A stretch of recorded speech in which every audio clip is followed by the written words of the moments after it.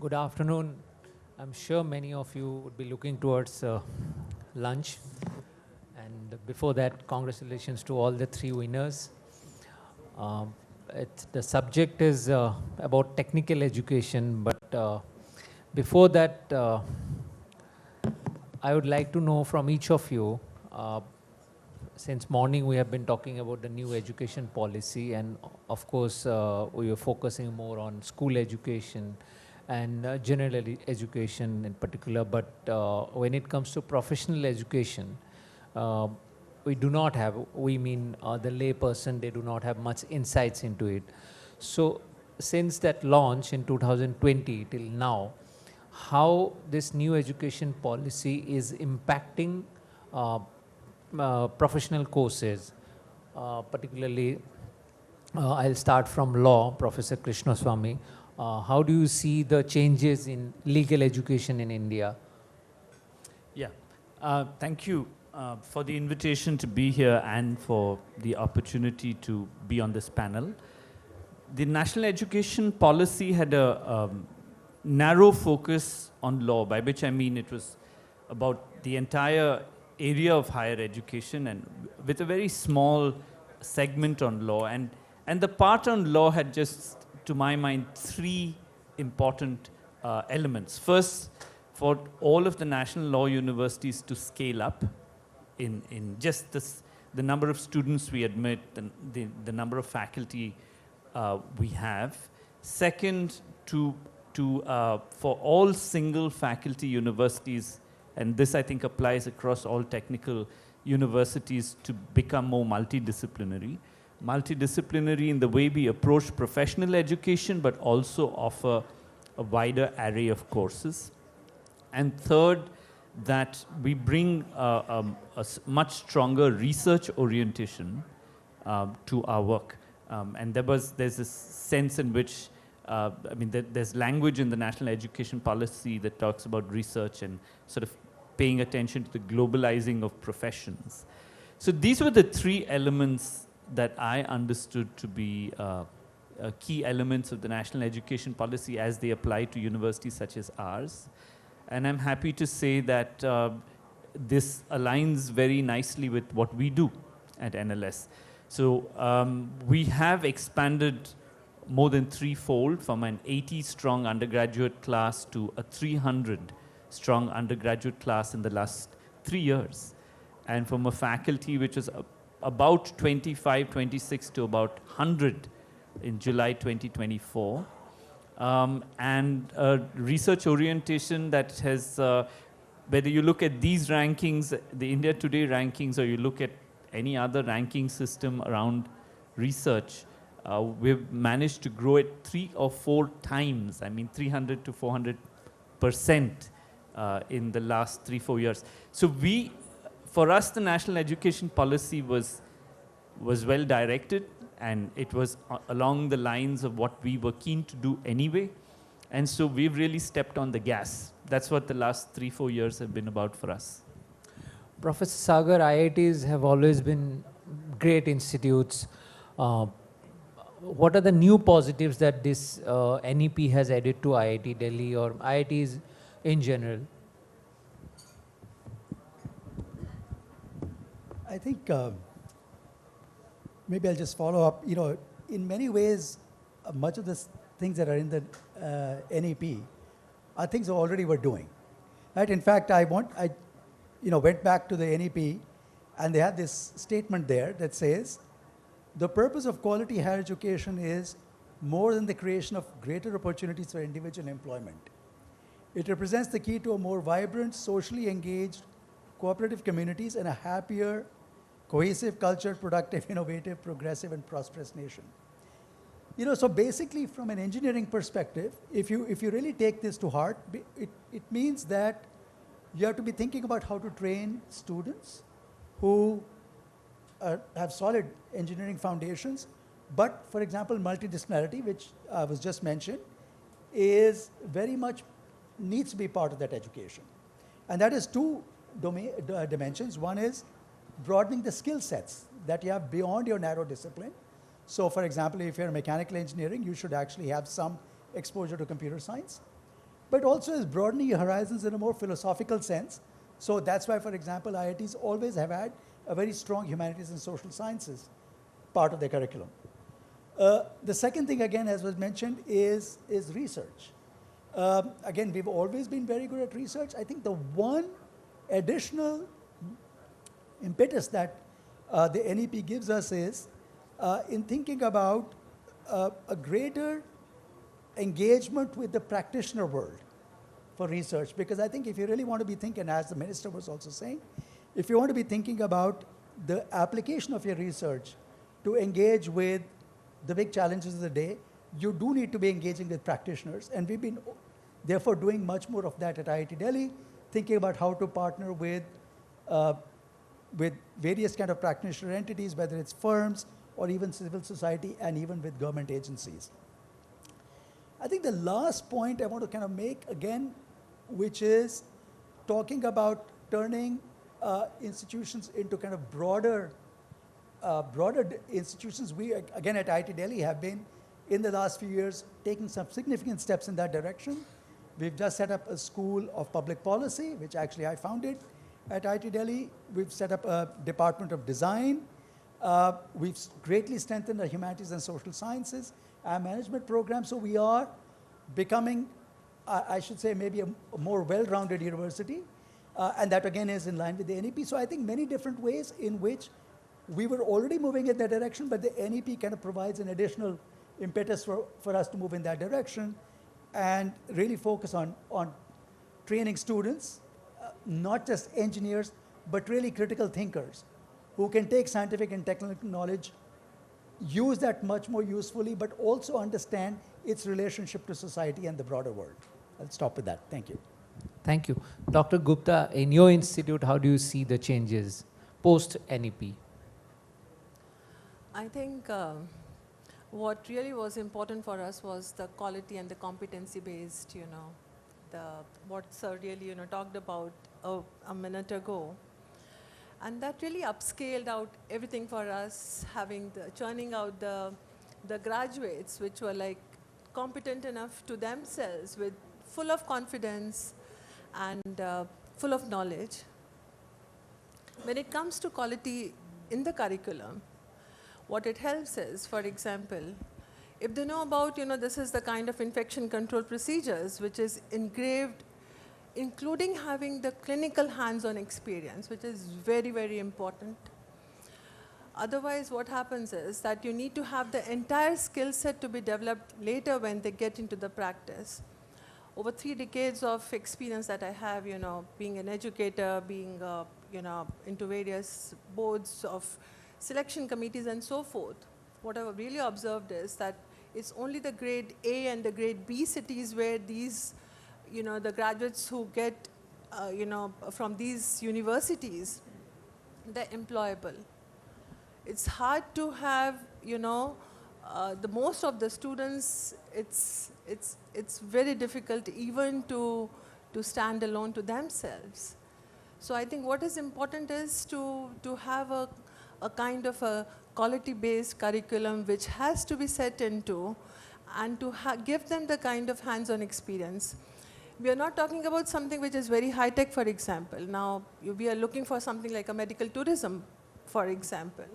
Now, there should be the competencies to have the implants in place at the undergraduate level.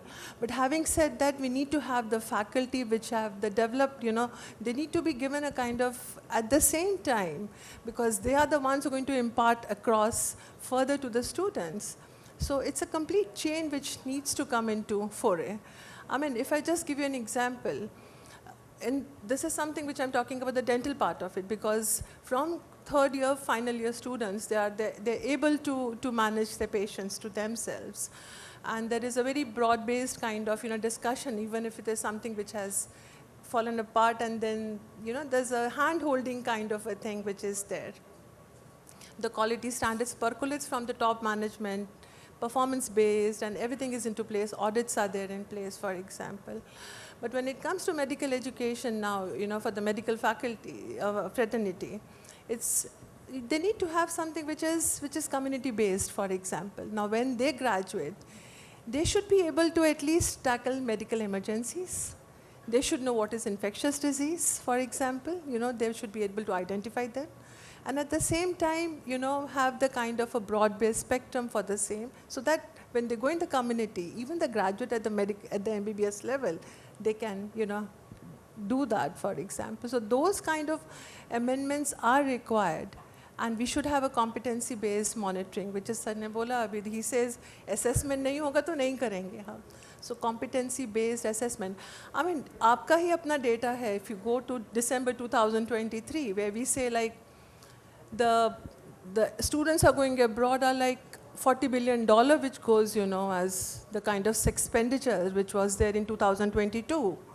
When it came, we are projecting for next year, 2025, having the drains as like to the tune of $70 billion overseas. So there's definitely a disconnect. Having said $70 billion, it means that our defense budget is $75 billion. So just a shade lower than that, right? The entire GDP for the same. When it comes to the education part of it, what we have is 1.48 lakh crores which have been assigned to us. So, in that kind of scenarios, I think gradually we need to step up with the same thing. We need to have these kind of modifications based in the curriculum itself, competency-based. It's already existing. Monitoring boards zaruri hai. Surprise inspections are important because there are a lot of fudging across happening, So I think all those steps need to be taken into consideration. This is again a question relevant for all three of you. In India, professional courses, by and large, they are seen by students and parents as a kind of a source to employability. It's a means to employability. They are not seen for professional excellence. Maybe 10%, 20% students will seek professional excellence, but mostly they are there just to get a job. And then comes that entrance examination problem. In our entrance examination, we see the scores, but do we have any method, means in future, that we can implement where we see not only the score of about their knowledge about physics, science, or in legal education, but about competency, aptitude, and also an ethical bent, because that issue of ethics is very important, especially in professional education. So when we come to this entrance examination, I'll start from Professor Krishna Swamy, that can we do something about changing the entrance, recruiting or picking up the students in professional education in a better way? Yeah, so I think that we had a panel this morning on entrance examinations. Dr. Raj Chengappa asked the minister about entrance examinations. It's on everyone's mind. And in the law space, we run what might be the third or fourth largest exam in the country with respect to entrance examinations. And I think it's fair to say that a neutral summary of where we stand is that the entire entrance exam universe, and I don't mean to put the coaching industry, our colleague from Resonance and Kota in a spot, but clearly we're in a mess. And I think that if there's any value to us collectively learning from the current impasse around entrance examinations, hopefully some deep lessons are learned. The minister suggested that the lesson to be learned is that we have some kind of foolproof NTA. I don't know that that is the necessary lesson that one must posit a priori to be the solution. And this goes to your point, which is what are we looking to do? What kinds of students do we want to educate? Yes, there is a supply-demand problem, as Professor Rao put it. And what can we do to that problem? Clearly, scaling up, expansion is some answer to that problem, but we will always be selective institutions. So how do we select? And I think that the big misdirection in the way we have thought about admissions is to devalue 10th and 12th grade exams. The problem has been that we have disparate boards across states and even nationally several boards. There are some simple techniques to normalize and use percentile-based measures of selection across boards. Now, is it that we are testing to a very specific ability pre-law or pre-engineering? And I heard some comments this morning that suggested that yes, some educators think that we are testing very specific abilities. My intuitions are in the opposite direction. I think with 12th grade students, at least with undergraduate admissions, we are not testing some unique special dispositions. It's too early in the life of a student to even make those judgments. We are testing for some general abilities and at high levels of achievement. And whatever our boards are doing, they are sorting for that, the work ethic, they are sorting for general ability, and students are spending extraordinary amounts of time doing school leaving exams at 10th and 12th grade. So to my mind, whatever the part of the solution, that part, the 10th and 12th grades need to come into that solution. And I'll make a second point. I'm sure others on the panel have other takes on this question, is that if we put a decentralized selection system on top of this universal eligibility, we satisfy both criterion of quality and integrity. Can we deliver a national exam to scale without the integrity issues that we see coming up? Incidentally, we have a very partial, almost non-existent conversation about quality of these examinations. I don't want to open up that box for the moment. But I think that if we have one universal eligibility system that we can use as a sorting device, and second, that we can have decentralized selection autonomy to the universities and institutes across the country, we might have a much better system in place than what we are grappling with today. And I think I'm swimming against the tide in suggesting anything like this, because all the energy seems to be pushing in the other direction. But the idea that we can think of the coaching center as a vehicle for inclusivity and mobility, I don't know what to even make of that argument. I don't know how that argument has even been given the credence to be aired in public and in the courts of this country. The coaching centers are no vehicles for mobility or inclusivity. So we have to find something that speaks to these concerns in an empirically rigorous way. And I think our debates at the moment are still very occluded and confused debates. Speaking for myself, I would be very glad to move away from this mass examination hysteria that grips our country. I don't think we do very well for ourselves as universities or for the students we aim to educate. Professor Sagar, how to embed competence, aptitude and ethics in professional education in India? Let me actually, I think there are many dimensions to that question. I think first of all, I think as one of the parts of your question was regarding to the testing, how do we change testing procedures? And I think that to me is, it's an extremely complicated problem because we are trying to satisfy multiple objectives at the same time. Given the demand, the large population and the limited number of seats, there's a high selectivity question. Then you need to make sure that it's fair and transparent. And then you need to have clarity of what you're testing for, right? And that turns out to be a very complicated kind of a mix of objectives that you're trying to gain. Relating to this is the fact that I think you mentioned that many of these institutions, such as at least the IITs, are seen as vehicles of, as you said, employability, right? I mean, I find it quite amazing that the thing that media always fixates on is what is the salary package of people coming out of these institutions.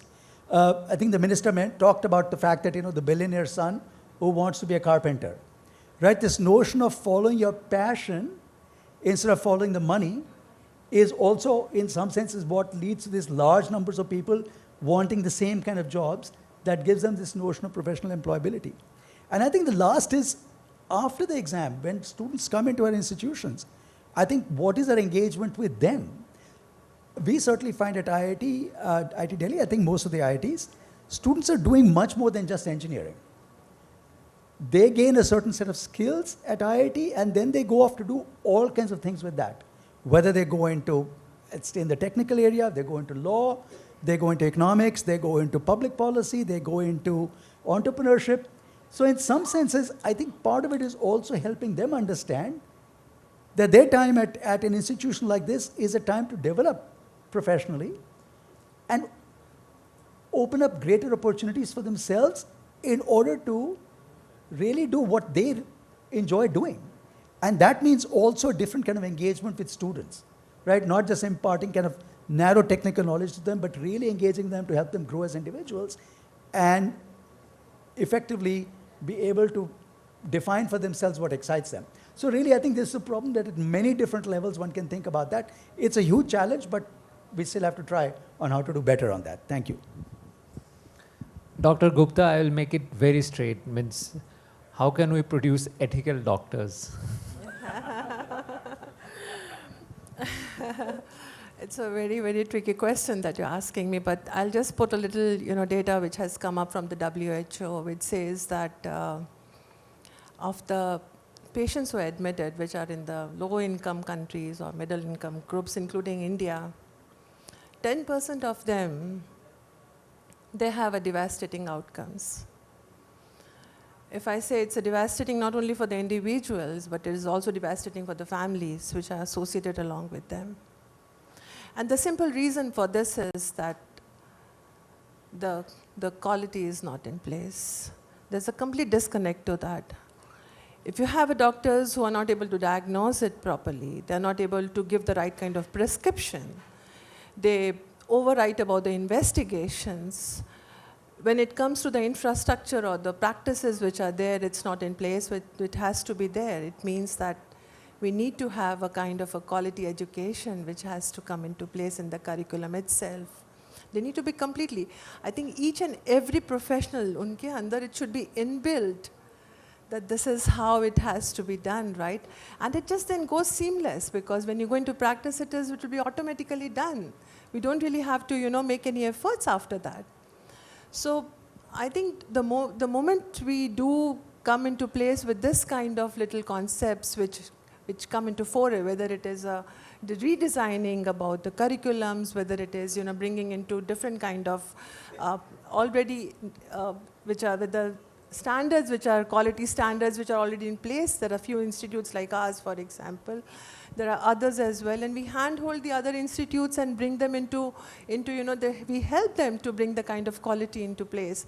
So it's like a win-win situation, not only for the individuals, for the public, for the community, but also for the nation as well.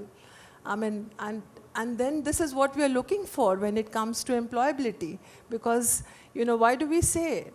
I mean, in spite that we are, sir ne abhi bataya that we are going to get into as a global, probably in next 2 years from number 5 to number 4, for example. So where are we going to get the human resources for the same with, and if there is a deficient to that, it's going to be complete disconnect. So I think this is the time when we should really look into consideration the factors that we have a collaborative. Sir already mentioned that there has to be multidimensional kind of approach, and it's a holistic development which needs to come into place. Technology has to come into place, AI has to come into place, and the redesigning, so that there's a clinical skills which are developed, ethical practices come into place at the same time, and we have the kind of bars which are raised as well for the community too.